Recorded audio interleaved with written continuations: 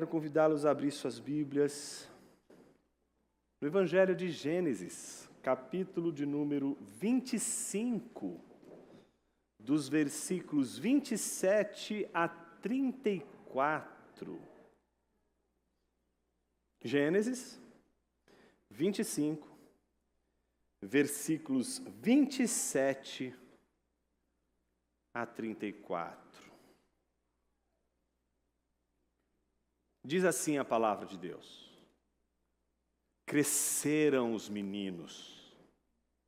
Esaú tornou-se perito caçador, homem do campo. Jacó, porém, era homem pacato e morava em tendas. Isaque amava Esaú, porque se saboreava de sua caça. Rebeca, porém, amava Jacó. Jacó tinha feito um ensopado, quando Esaú, exausto, veio do campo e lhe disse: por favor, me deixe comer um pouco da coisa vermelha, essa coisa vermelha aí, pois estou exausto. Por isso deram-lhe o nome de Edom. Jacó respondeu: primeiro me venda o seu direito de primogenitura. Ele respondeu: estou morrendo de fome, de que me vale o direito de primogenitura? Então Jacó disse: primeiro jure. Esaú jurou e vendeu seu direito de primogenitura a Jacó. E Jacó deu a Esaú pão e o ensopado de lentilhas. Ele comeu e bebeu. Levantou-se e saiu. Assim Esaú desprezou o seu direito de primogenitura. Oremos. Bondoso Deus, rogamos mais uma vez que o Senhor nos fale através da Tua palavra, sob a luz do Teu Espírito. Assim oramos no nome de Jesus. Amém. A Bíblia, desde o início, fala sobre a inimizade entre irmãos. Foi assim no Antigo Testamento com Caim e Abel, Ismael e Isaque, Esaú e Jacó. E foi assim também no Novo Testamento, conforme Lucas capítulo 15, os filhos daquele pai que Jesus conta em sua parábola, cujo filho mais velho e o filho mais moço protagonizam com ele a história que Jesus conta. Portanto, a história da Bíblia é repleta de irmãos em contenda, em irmãos em litígio, em irmãos sob disputa. Mas nas histórias da Bíblia, o que há em comum em todas essas histórias que a Bíblia nos conta sobre irmãos em conflito, como esses que acabei de citar? O que há de comum está no irmão mais velho. Ele sempre está na luz, ou sob a luz, do foco crítico e rejeitador. Sempre ele está no foco como alguém que recebe as críticas e como alguém que é rejeitado.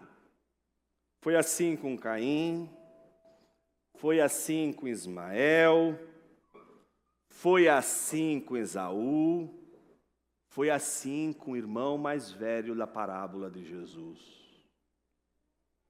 Isso não quer dizer, que eu imagino que aqui, principalmente os mais velhos, os primogênitos, devem estar desesperados.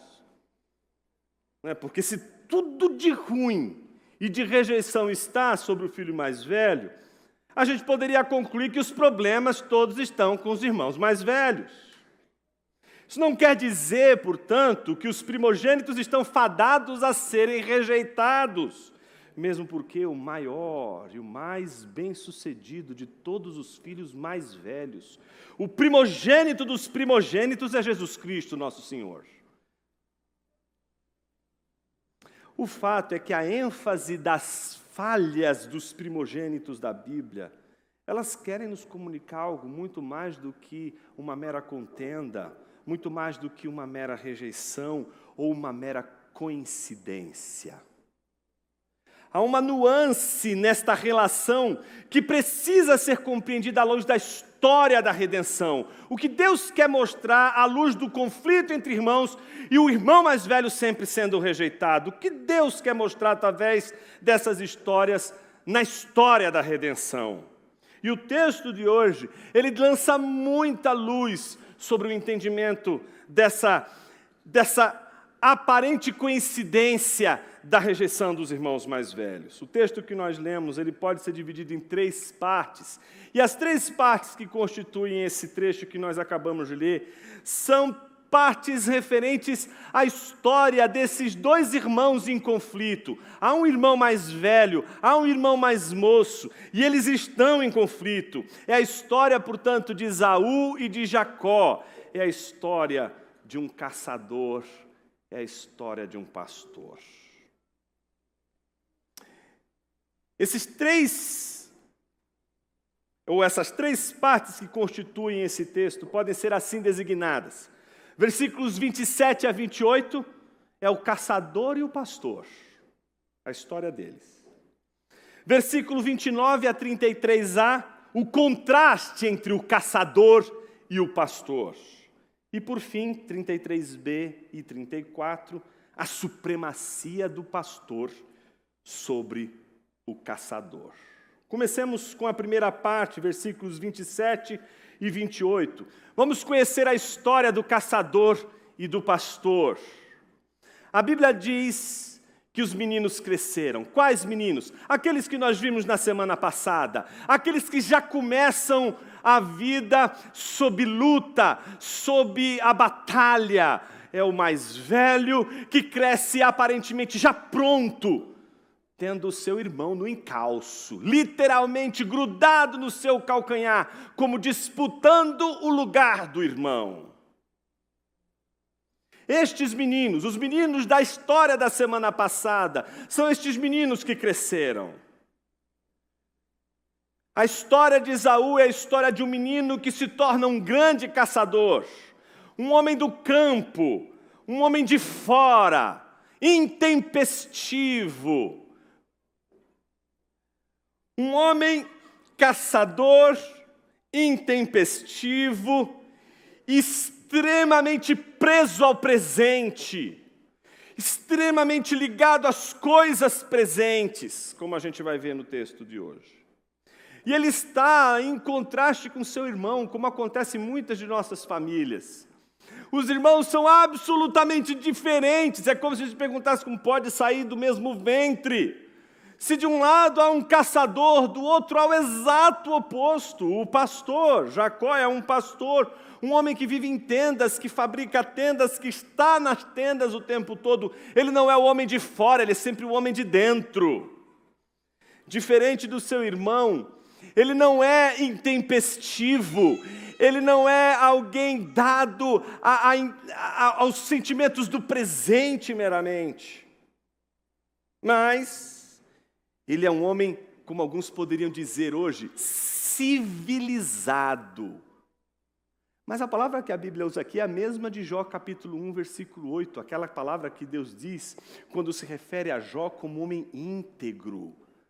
Civilizado e íntegro. A ideia, portanto, de alguém bem formado, a ideia de alguém com padrões, a ideia de alguém com um comportamento extremamente refinado, o exato oposto de Esaú. Pense Esaú como um ser grotesco.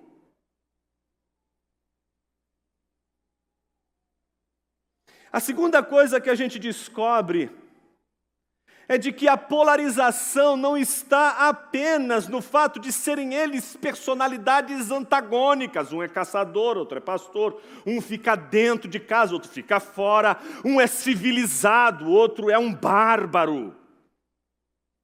Não, a polarização se estende não somente às personalidades que constituem a natureza das nossas personagens, mas não somente eram diferentes, mas essas personalidades polarizaram seus pais.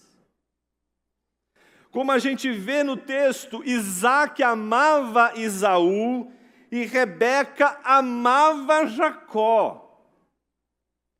De um lado, a gente tem as razões pelas quais Isaac amava Esaú, aquelas mesmas razões pelas quais nós, desde o Éden, nos enfiamos nas mais diversas enrascadas. Comida.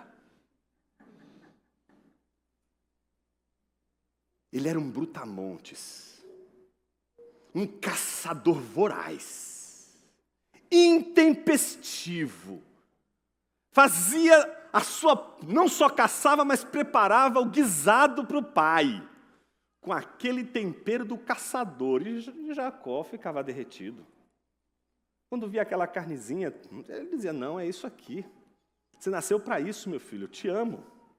Amava o filho e está lá o motivo. Por quê? Porque Esaú caçava, fazia o guisado e o pai devorava, saboreando. Quero que você preste atenção na palavra. A Bíblia está dizendo para você, a gente poderia dizer que ele lambia os beiços, como alguns dizem. De delícia, de delicioso que era a comida que Esaú preparava para ele. Mas é interessante que quando chega em Jacó não há motivo algum, né?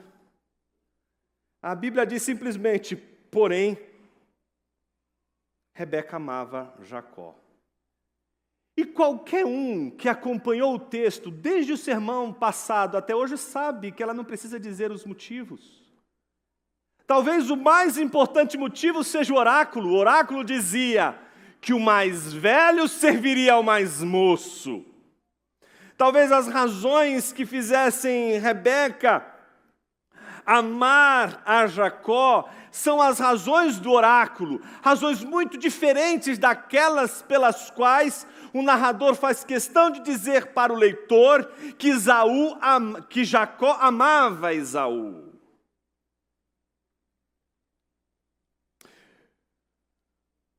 Não só a polarização das personagens, mas encontramos o narrador com toda a sua força, mostrando para você e para mim, que não só estão polarizados Esaú e Jacó, mas as descendências, a família. A descendência, a família. A família está dividida. Quando a gente corre os olhos para o próximo versículo, o versículo de número 29, a gente chega à segunda parte do texto. Nessa segunda parte do texto, nós percebemos ali 3 contrastes, e eu quero lembrá-los de que desde a semana passada estou acentuando isso para vocês. O quanto a história daqui para frente, sobretudo a história de Esaú e de Jacó, é assim, ó, torta, tensa, paradoxal, estranha, as coisas não se batem, as coisas elas estão tortas. Você olha a história e você fala assim, não vai dar certo, isso aí vai dar errado, não tem como dar certo esse negócio. Esses 3 contrastes revelam como a história de Esaú e Jacó é uma história torta. Primeiro contraste é a fartura do pastor e a miséria do caçador, representados na figura do ensopado, de um lado, e a fome do caçador do outro. Observe o versículo 29. Jacó tinha feito ensopado. Quando Esaú, exausto, veio do campo e lhe disse, por favor, me deixe comer um pouco dessa coisa vermelha que você está fazendo aí.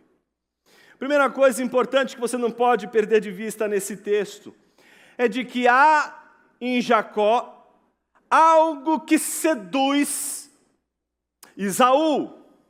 E parece que desde o começo a gente é seduzido pelo que a gente come, não é? Como é tentador. Ele está faminto. E é curioso porque um caçador nessa altura do campeonato faminto só representa uma única coisa. Esaú está tendo um dia infernal.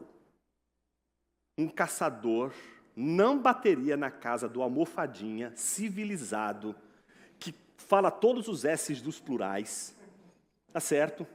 Não bateria na porta da casa dele para pedir um pouquinho de comida, se naquele dia tudo tivesse dando certo. É porque está tudo dando errado, não conseguiu caçar nada, nenhuma borboleta.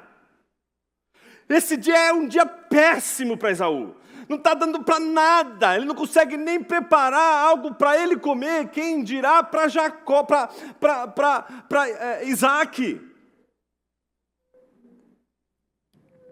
Então ele está faminto de um lado. E eu queria que você prestasse atenção que Esaú não é alguém, você vai perceber isso mais para frente na nossa história, não é alguém que desiste fácil da sua presa. Ele é um predador. Ele não desiste fácil da sua presa. Ele é um caçador. E caçadores são obstinados. Um caçador, ele fica à espreita. Um caçador, ele não vai se dar por vencido. A não ser que tenha se passado tantos dias e ele já esteja quase que morrendo de inanição. Então não imagine um Esaú que chegou, sei lá, na hora do almoço, caramba, eu estou sentindo o cheiro aqui da comida e está com fome. Aquilo que você sente todo dia ao meio-dia, certo? Não é dessa fome. É da fome de alguém que há dias não consegue caçar absolutamente nada.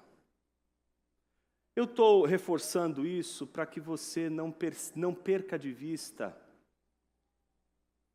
quem é esse pastor, quem é Jacó e como Jacó lida com a fome do seu irmão. Essa é uma pergunta boa para você e para mim hoje.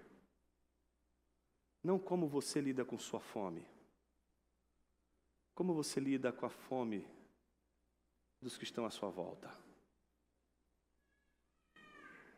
É interessante como Jacó vê na fome do seu irmão uma oportunidade. Uma oportunidade de se dar bem. Uma oportunidade, portanto, de conseguir aquilo que obstinadamente ele está querendo ao longo de toda a sua vida. A gente pode com toda a segurança olhar para o texto e perceber o quanto Jacó, embora não seja um caçador, ele é tão obstinado quanto o predador do seu irmão. Ele está de olho em algo que para ele é extremamente precioso, algo que para ele é extremamente importante, algo que para ele tira o seu sono, algo que para ele tira a sua paz. Então, diante do seu irmão, que se aproxima, suplicando pela coisa vermelha que ele estava fazendo, nós vemos a reação de Jacó. Observe algumas coisas, esse é o segundo contraste. Do versículo 30 ao 31, nós vemos que Esaú, que é o caçador, ele chega a suplicar a seu irmão para que lhe dê algo de comer. Essa coisa vermelha que você está fazendo. Você vê que nas nossas Bíblias tem uma explicação sobre o porquê do nome de Esaú ser chamado Edom e todos os descendentes de Esaú serem chamados edomitas, e o lugar, a região onde Esaú vai fincar as suas raízes é chamada de Edom, por ela ser vermelha. E por causa desta coisa vermelha, que remete ao dia em que Esaú vendeu a sua primogenitura, todos os seus descendentes foram marcados. Mais uma vez, reforçando aquela ideia que tratamos na semana passada, de que nossos pecados, nossos erros, nossas falhas, não atingem apenas a nós mesmos, mas elas são como uma bomba e os seus estilhaços que vão tocando e ferindo as pessoas à nossa volta. O caçador está faminto e ele suplica não a um estranho, ele não bate na porta de um estranho. Ele não é como aquele viajante que estava morrendo de fome e bate na casa do homem rico, tal como Samuel conta a história.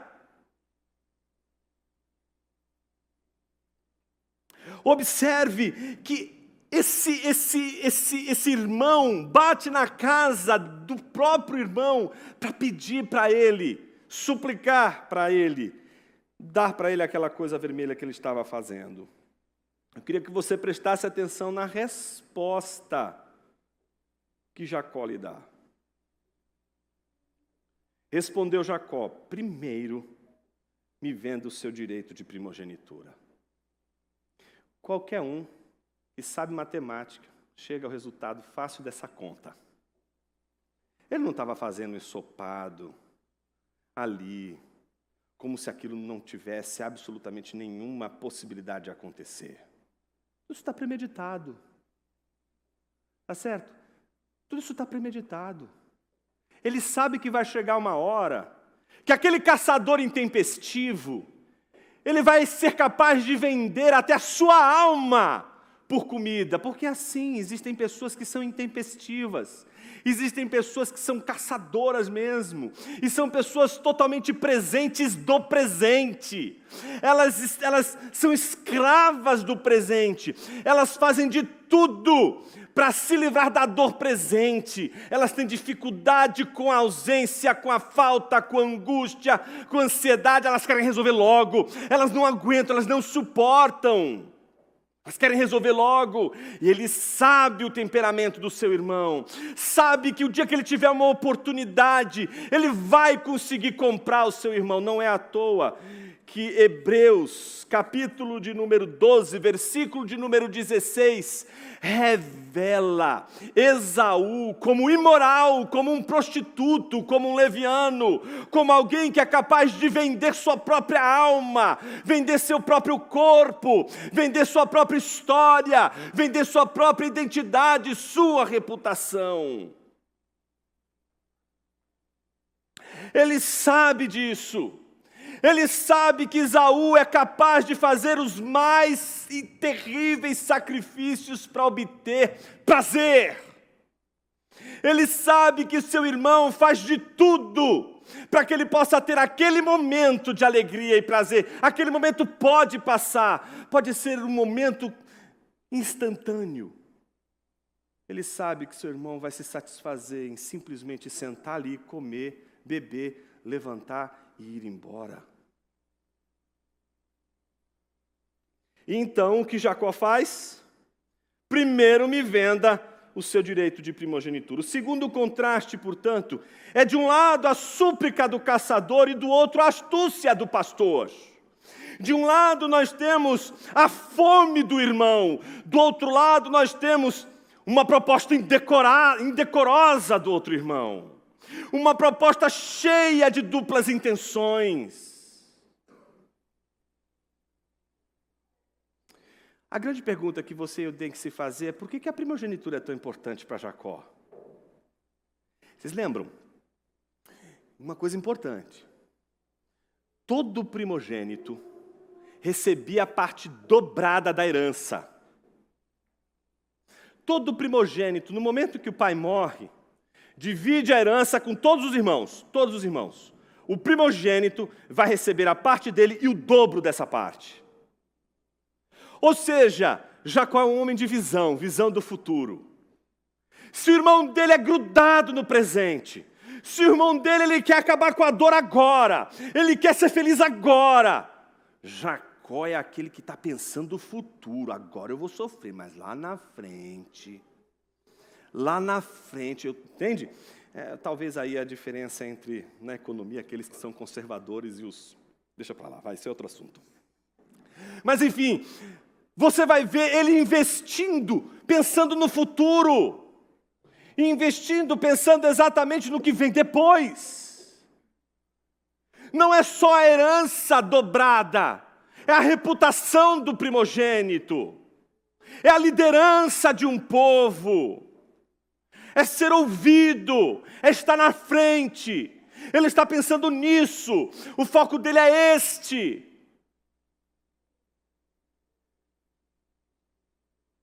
E ele não vai pedir a parte da herança que cabe a ele agora, para depois gastar tudo dissolutamente com as mulheres aí pelo mundo.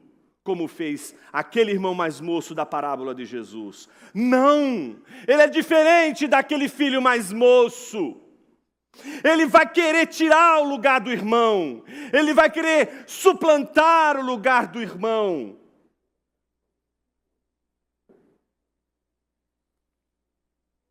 Isso nos leva ao terceiro e último contraste.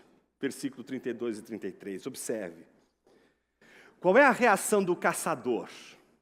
Então nós vemos de um lado a loucura do caçador, em contraste com a obstinação do pastor. Observe o caçador, como ele reage.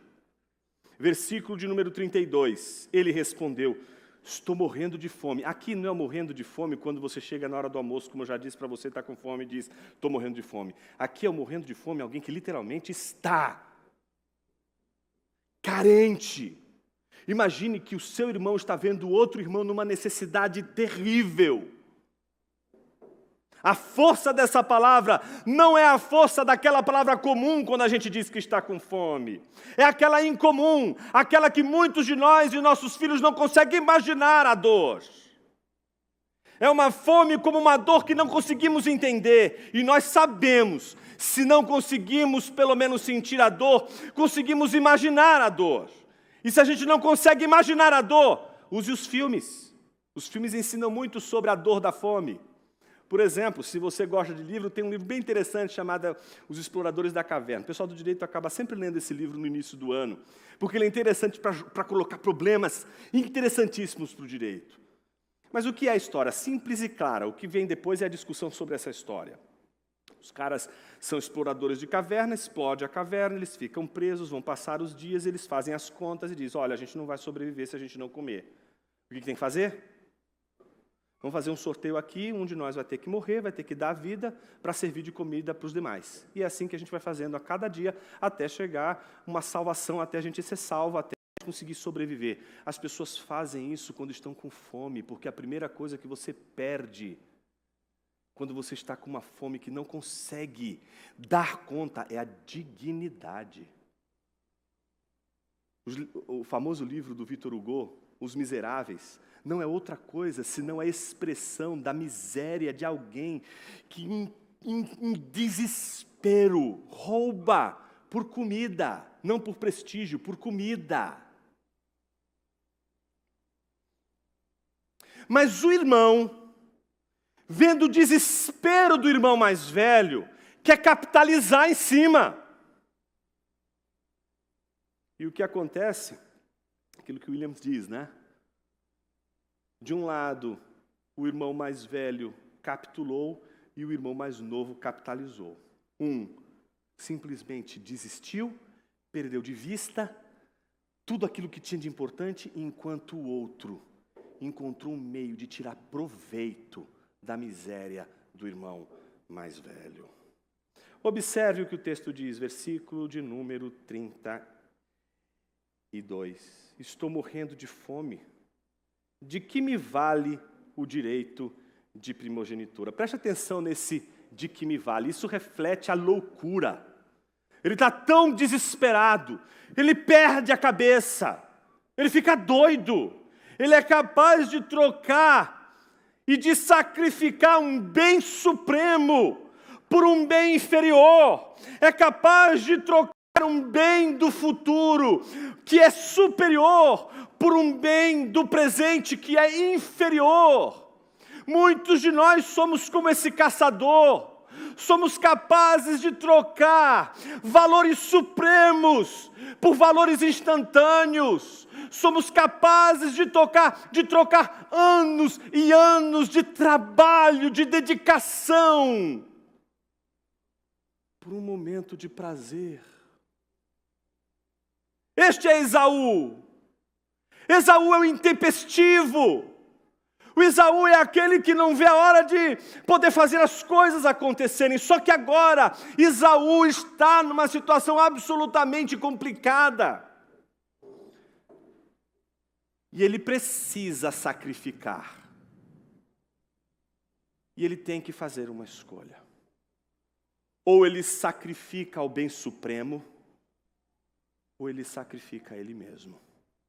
o seu próprio prazer, a sua própria dor, a sua própria fome, e sacrifica tudo aquilo, porque ainda que haja fome e dor, há um valor supremo que vale mais do que comida, bebida e vestes. Sempre os discípulos de Jesus vão ficar entre isso. Entre, de um lado, a comida, a bebida e as vestes, e do outro lado, o reino de Deus. O Sermão da Montanha, lembrem-se, Jesus diz: não andeis ansiosos quanto à vossa vida, quanto ao que haveis de comer, beber e vestir. Não é a vida mais importante do que todas estas coisas, mas há algo mais importante do que a vida e todas estas coisas. Buscai em primeiro lugar o reino de Deus e sua justiça, e todas estas coisas vos serão acrescentadas. Mas o caçador está louco. O caçador não está conseguindo pensar. A dor da fome é tão grande, que ele perde a cabeça e faz exatamente aquilo que jamais poderia ser feito. Do que vale a primogenitura? Ou seja, aquilo pelo qual Jacó daria a sua vida, é aquilo pelo qual Esaú jamais daria a sua vida. Esaú jamais sangraria por causa da sua primogenitura, mas Jacó, se preciso fosse, iria até o fim para ter a primogenitura. Ou seja, a primogenitura que é uma dádiva de Deus, que é uma graça misericordiosa derramada sobre Esaú, que é uma bênção de Deus dada a Esaú, é simplesmente desprezada por ele. De que me vale se estou com fome? Não é essa a sua sensação quando você fala das coisas do reino com aqueles que não são do reino de Deus? A sensação de que tudo aquilo que você seria capaz de dar sua vida, tudo aquilo que você devota todo o seu coração, é menosprezado. Como que dissessem a você: de que vale ir para uma igreja? De que vale frequentar uma igreja? De que vale ser crente? De que vale ler as Escrituras? De que vale orar? De que vale viver a vida que você vive? O caçador está louco. Mas talvez você não seja o caçador. Talvez você seja o obstinado pastor. Então, de um lado você tem um desprezo, do outro lado você tem a obsessão. Tenho que ser o primogênito, a todo custo. O que for preciso fazer, vou fazer. E aí nós caminhamos para a última parte do texto, versículos 33 e 34. Quem vence essa disputa é o pastor. Então a gente vai falar da supremacia do pastor sobre o caçador. Como que ele supera o caçador? Observe o versículo 33, a parte B. Em primeiro lugar, observe que depois que ele diz: estou morrendo de fome, de que me vale o direito de uma primogenitura? Jacó diz para ele o quê? Primeiro jure. Quer comer a coisinha vermelha? Jura. Se não jurar, nada. Tá tão gostoso por hora, Jacó parece uma serpente. Sabe aquela famosa lá do Éden? Tá tão gostoso isso aqui. Mas a Bíblia diz no versículo de número 33, a parte B, que Esaú jurou e vendeu seu direito de primogenitura a Jacó. Mas não pense não, Jacó é um homem civilizado, viu? Como eu disse para você, o narrador faz questão de mostrar que ele é uma pessoa, não é, civilizada, não é grotesca como Esaú. Então é claro que se ele prometeu alimentar o seu irmão, ele vai cumprir, e ele cumpriu muito bem a sua parte. Ou seja, o caçador, em primeiro lugar, aceita a proposta do pastor. Em segundo lugar, o pastor que agora venceu a disputa com o caçador irmão, agora cumpre a sua promessa, dá para ele pão, faz para ele a lentilha. Alguns ficam perguntando: mas Jonas, lentilha vermelha, será que existe isso aí? Olha, não sei o que é não, irmão, mas que era vermelho era. E que parecia ser muito gostoso, parece que é muito gostoso, porque acho que as pessoas não fariam o que Esaú fez por uma coisa que não tivesse um cheiro maravilhoso. E assim é a maior de todas as nossas tentações. Elas têm um cheiro, um sabor, que nos prende antes mesmo de provarmos. Terceira coisa que acontece, o caçador, que coisa, não? Olha como o narrador, ele não é absolutamente neutro aqui. Observe como o narrador te entrega o texto. E Jacó deu a Esaú o pão e o ensopado de lentilhas. Olha como ele entrega Esaú para você. Ele diz para Esaú assim, ó, ele comeu, bebeu, levantou-se e se foi. Sem cerimônia. Não há arrependimento. Não há aquele choro como acontece a Pedro quando depois de trair a Jesus se sente o pior de todos os homens. Não há remorso. Não há menor peso. Ele simplesmente levantou e saiu. A quarta informação importante nessa última parte está no final do versículo de número 34, quanto agora, se você tinha alguma dúvida, agora você tem certeza de que o narrador já escolheu quem ele está condenando. É no final, quando ele diz assim, assim, Esaú desprezou o seu direito de primogenitura. Até agora você estava meio em dúvida, agora você tem certeza, caramba, o narrador realmente não gosta de Esaú. Não há nenhuma repreensão a Jacó. Jacó não é reprovado em nada. Não há nenhuma repreensão. Não há nenhuma afirmação que coloque Jacó numa situação de, cara, olha o que você está fazendo com o seu irmão. Você está percebendo que ele é seu irmão. Você usou a necessidade do seu irmão para realizar um objetivo do seu coração. Você foi capaz de fazer o mal para uma pessoa para você conseguir aquilo que você tanto quer. A gente não vê o narrador repreendente, fica desesperado. Porque a gente fala assim, meu Deus, eu queria ficar do lado de Esaú agora. Eu queria defender Esaú. Eu falei assim, não, Esaú tem razão. Não dá, não pode acontecer. Jacó não pode se dar bem nessa história. A gente começa a querer torcer para que Jacó seja punido. Isso tem uma razão. Nós sabemos muito bem o que é ser como Jacó. Um crente eleito pelo Senhor, salvo pela graça de Deus, sob a provisão divina, mas obstinado, a ponto de ser perverso, a ponto de cometer as coisas mais terríveis.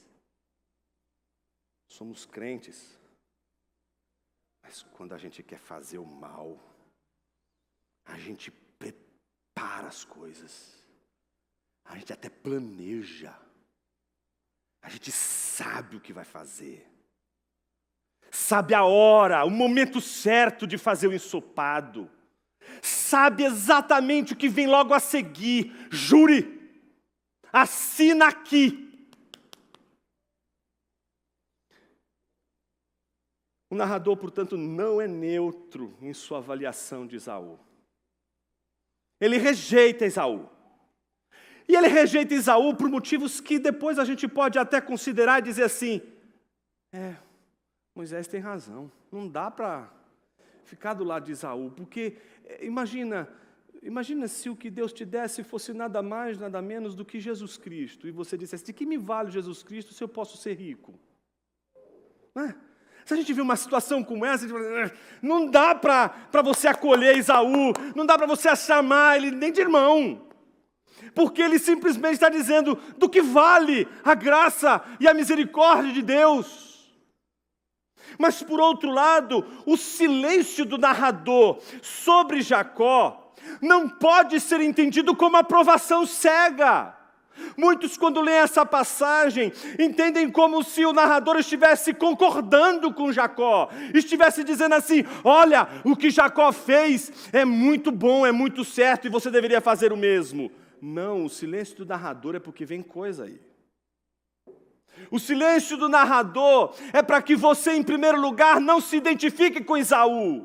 Ele não está escrevendo para aqueles que foram rejeitados. Ele está escrevendo para aqueles que foram eleitos, mas que estão imundos por causa do seu jeito de lidar com a eleição e de lidar com a graça e a misericórdia de Deus.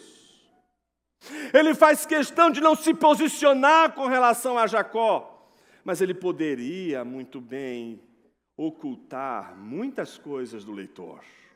Poderia ocultar a sordidez, poderia ocultar a maneira vil como Jacó lida com seu irmão.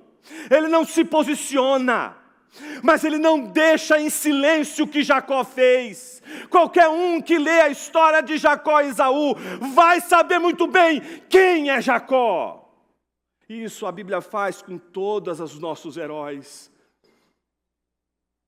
A gente vê isso com Davi, a gente vê isso com Salomão, a gente vê com todos aqueles homens escolhidos por Deus para realizar grandes coisas, mas parece que mesmo sendo pastores, tem uma alma de caçador. Eu me dirijo a você, que é um pastor, mas com alma de caçador.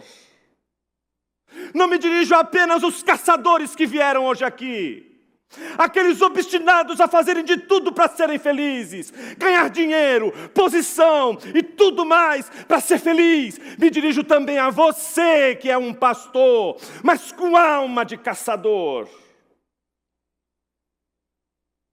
Ele não explicita sua desaprovação da atitude igualmente reprovável de Jacó, mas ao mesmo tempo revela que se os réprobos rejeitam o bem precioso de Deus, a sua graça e a sua misericórdia, os eleitos, aqueles que acolhem e desejam obstinadamente o bem precioso de Deus, sua graça e misericórdia, de que mesmo assim, isso não torna um eleito alguém admirável e livre de reprovação.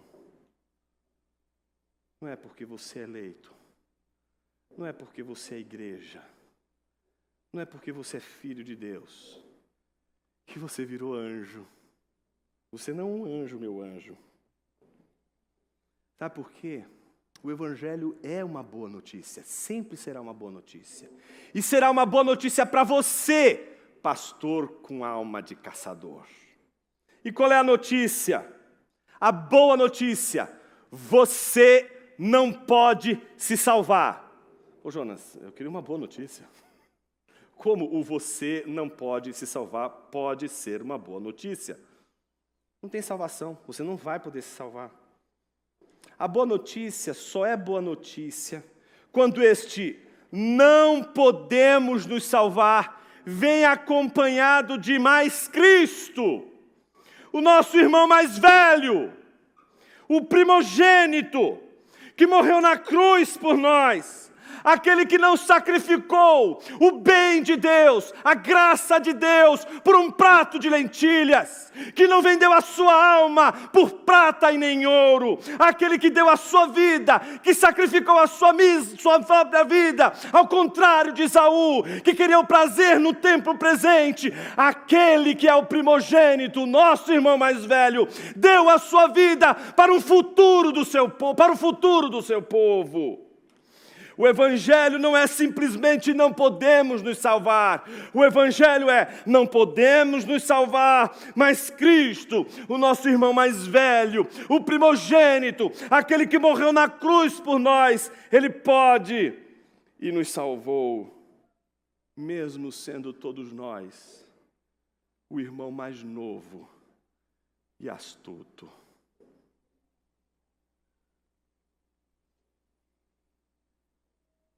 Me dirijo hoje a você que há tanto tempo está na igreja e que não se percebeu como um irmão mais novo. Alguém que é capaz de fazer tudo para se dar bem na vida, mesmo sabendo quem Deus é, mesmo sabendo a palavra e conhecendo a palavra, é capaz capaz de fazer cada coisa para ser feliz e alimentar essa louca fome que atravessa o seu peito. Me dirijo a você, porque o Evangelho é graça e misericórdia, não apenas aos caçadores obstinados, mas aos pastores com alma de caçador, aqueles que perderam de vista o fato de que a maior de todas as nossas riquezas está na confiança, na providência divina, de que tudo que nós precisamos, Ele sabe e vai nos dar. Toda a nossa tentação está centrada em uma única palavra: confiança. Confiança. Você confia no Senhor?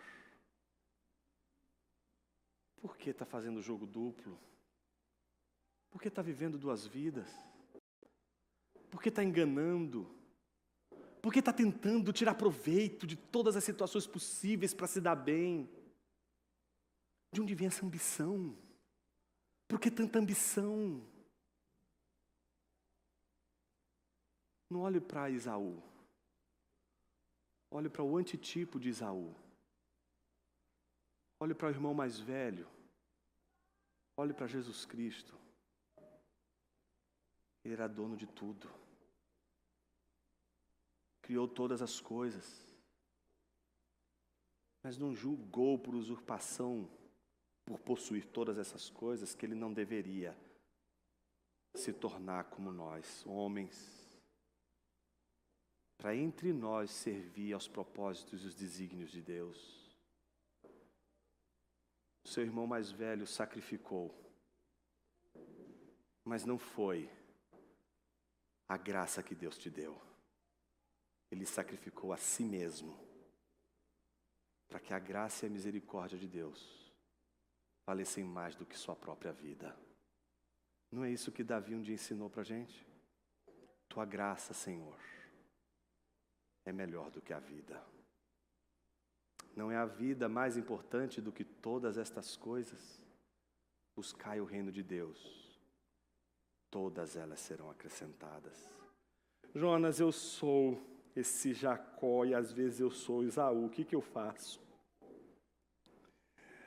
Em primeiro lugar, meu irmão, em primeiro lugar, minha irmã, Deus não resiste àqueles que têm um coração quebrantado, Ele só resiste aos soberbos.